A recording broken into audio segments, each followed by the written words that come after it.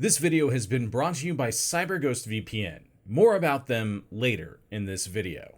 Welcome back to Biographics. I'm your host, Cosmic Horror Madman Eric Malachite, and today we've got another bite-sized bio for you about Carausius, written by Radu Alexander.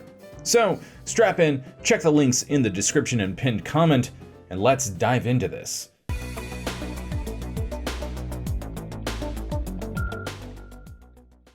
During the 3rd century AD, the Roman Empire was on the brink of collapse. The Severan dynasty ended in 235 AD with the assassination of Emperor Severus Alexander, and it was followed by 50 years of chaos, known as the Crisis of the 3rd Century. Over 24 men claimed the throne during this period, fighting with each other while the empire slowly crumbled around them. Aurelian was the one who started to get things back on track in 270 AD, but it wasn't until Diocletian came along that the empire finally stepped away from the precipice. However, that should not suggest that Rome was back to the strength of its glory days. Far from it.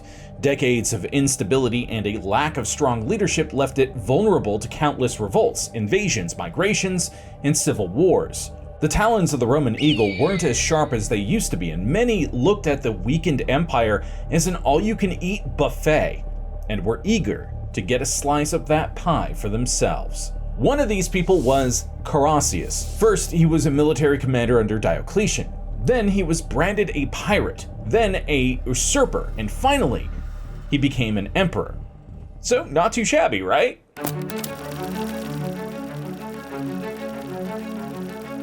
Important PSA. Not much is known about Carausius. The main source we have on him is actually the coinage that was issued during his time as emperor, which is a first for Biographics, but hey, we like a challenge, right? Yes, I think so. Now, passing mentions of him are also made by historians such as Eutropius, Carausius, and Aurelius Victor, who covered the reign of Diocletian and therefore talked about Carausius's successful rebellion. So that's what we are working with. He was born in northern Gaul, and although we have no idea of the date, it would have been sometime during the mid-3rd century AD.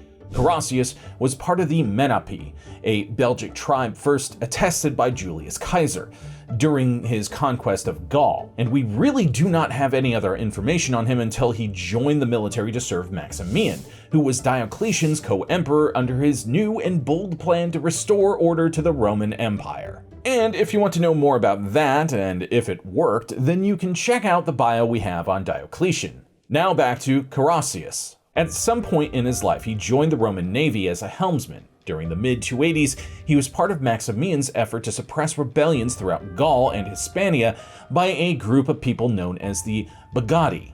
While we do not have specifics on what he did during the war, Carausius distinguished himself with great honor. According to Eutropius, Carausius had gained extraordinary reputation by a course of active service in war. This newfound sterling reputation of his would prove useful during his later coup, but for now, the seaman impressed Maximian enough that the co-emperor promoted him to commander of his very own fleet, the Classis Britannica. Carausius' new task was to patrol the waters off the coast of northern Gaul, protecting them from the attacks of Frankish and Saxon pirates. Based out of Gessoriacum, or modern-day Bologna, apparently that's the correct pronunciation, Carausius did his job well, perhaps a little too well. He was capturing and killing all these raiders and barbarians, and yet the booty he was sending back to Rome seemed a little light. Suspicions soon arose that Carausius was hogging most of the booty for himself. He was even accused of intentionally allowing pirate ships to attack cargo and merchant vessels just so he could intercept them on the way back. You know, when they were full of booty, or bootyful, if you will. All right, that was the last one. When Maximian found out about Carausius' extracurricular activities, he sentenced to death that no good booty snatcher. Okay, that was the last one. Honest this time. The fleet commander was summoned to Rome, but he did not show up, unsurprisingly. He had nothing left to lose, so instead he sailed to Britain and declared himself emperor. Honestly, pro move. If you're like me, you probably spend a lot of time writing in cafes. It might sound cliche, but it's one of the best environments to get a manuscript done. But using someone else's Wi-Fi can be a security nightmare. Data breaches and malware infections are a lot more common than you might think. You could be a button press away from losing all of your data, or worse, your identity itself. With CyberGhost VPN, you can finally put your mind at ease and shield your identity. It's super easy to get started too, as CyberGhost is one of the most beginner-friendly VPNs on the market, and their customer service is top-notch. It's easy to see why more than 19,000 users have given them an excellent rating on Trustpilot, and more than 38 million users are actively using their service. How does it work? CyberGhost transmits your data through a secured encrypted tunnel, giving you a high level of online anonymity and military-grade security. Step up your cybersecurity without falling behind in speed or responsiveness, and overcome blocked online libraries of over 40 streaming services like Netflix and Amazon Prime. On a personal note, I've tried other VPNs, and I've never been able to get TV shows not available in the US using them. But with CyberGhost, I was able to access UK Netflix and start streaming It's Always Sunny in Philadelphia with zero headaches. Use one subscription to protect and enjoy online freedom without restrictions on up to 7 devices. CyberGhost VPN service ticks virtually every single box you can imagine, and it's compatible with most operating systems, including Windows, Mac OS, Linux, iOS, Android, Smart TV, and even gaming consoles. It's simply one of the best VPN service providers. Click on the link in the description to get this amazing offer that is available only for our subscribers. So act quickly. Click the link in the description and use this special discount CyberGhost VPN has provided just for our channel users to protect your data. It's a 45-day money-back guarantee and 24/7 customer support, so everything is risk-free.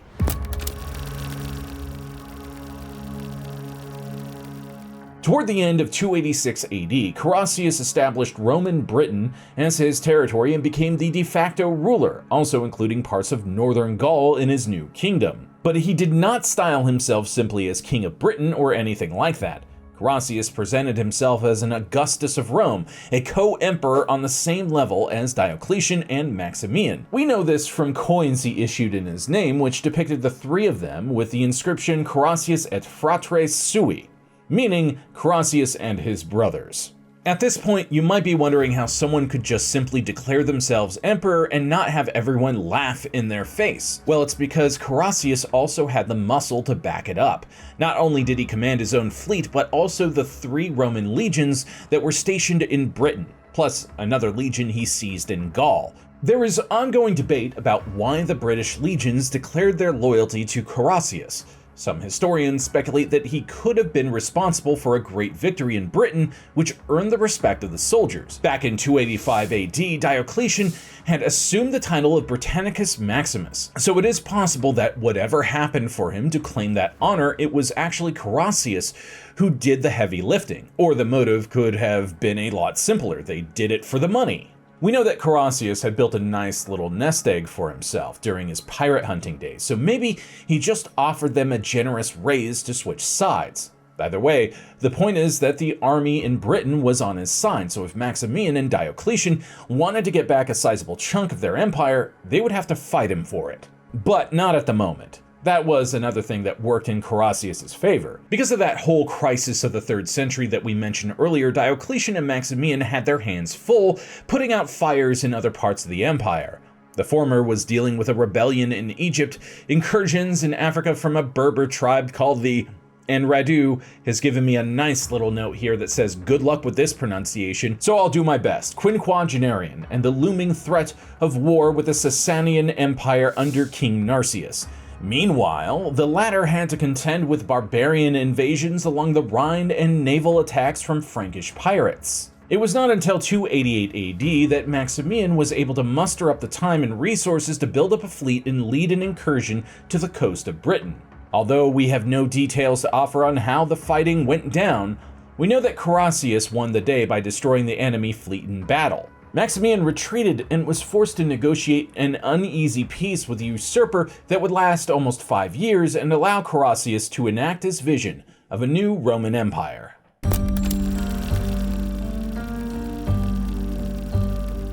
With the compelled approval of the 2 real emperors, Carausius was now the legitimate ruler of Britain and Northeast Gaul, which at the very least secured one frontier for Maximian and allowed him to concentrate his efforts in Germany.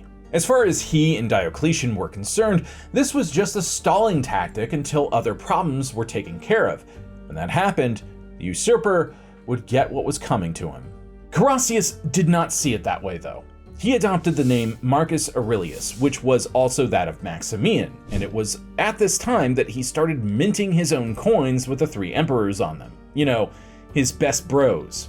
Perhaps he genuinely hoped that with time, Maximian and Diocletian would accept him as a co-ruler, if for no other reason than because it was the easier solution compared to, going to war against him. The Roman mints, however, did not return the favor. Diocletian had no intention of accepting the authority of the usurper on a permanent basis. He did, in fact, have a plan to enact a new system of governance called the Tetrarchy, which would see the Roman Empire have 4 emperors instead of 2. But Carausius was not included in this scheme. Instead, both Diocletian and Maximian, who held the title of Augustus, would appoint junior emperors who were Caesars or Kaisers. Diocletian would take on Galerius, while Maximian would appoint Constantius Chlorus. Then, if things went well, the Augusti would retire, the Caesars or Kaisers would become senior emperors and appoint their own juniors, and so on. That was the system Diocletian envisioned, but before all that, the junior emperors had to prove their worth. Galerius was sent to campaign against the Sasanian Empire, while Constantius's first task as Caesar was to deal with Carausius once and for all. For his part, Carausius did not spend the last 5 years just twiddling his thumbs. He knew that there was a strong chance that the emperors would not recognize his authority and that a new war would break out. He either built or reinforced multiple forts alongside the southeast coast of Britain for Brancaster and Porchester. But one thing he did not plan on was betrayal from his own camp. In 293 AD, Constantius marched against Carausius. Unsurprisingly, he started with Gaul and laid siege on Bologna. This time, he was successful and Constantius wrested control of northeast Gaul from the usurper. But all was not lost for Carausius. In order for the Roman Empire to defeat him, it still had to cross the English Channel and then penetrate his fortifications. Carausius still had one shot at triumph as long as, never mind, he was just assassinated. Done. Yes, Carausius' downfall came not at the hands of Constantius, but at those of his own treasurer, Electus, who decided he would be a better fit to rule and killed the usurper emperor in 293 AD. That's some Game of Thrones shit right there. Electus got to live out his dream for a few years. With Carausius dead and Gaul back in Roman hands, retaking Britain wasn't seen as such a major hurdle anymore. Anyway, and indeed it wasn't. For the next few years, Constantius helped Maximian deal with the Germanic invaders.